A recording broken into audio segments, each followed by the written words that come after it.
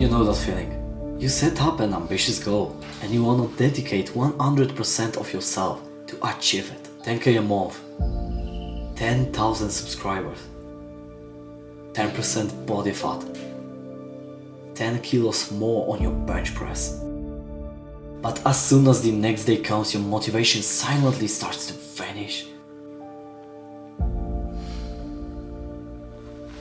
The week goes by and you don't even remember the goal you've set up for yourself.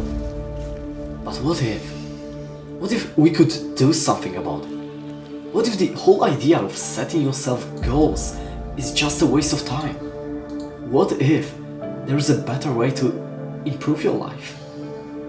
First of all, we have to deep down and understand how the goals work. One of the things I've learned from the previous year is the fact that you will never become anything more than your self-image lets you to be.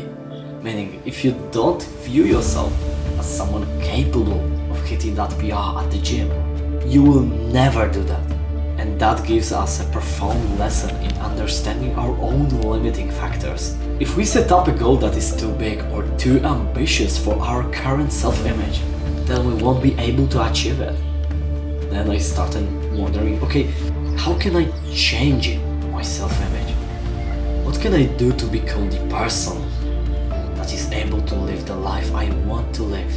So after days of journaling, watching self-improvement content, reading books, experimenting with my own goals, I finally came to a conclusion.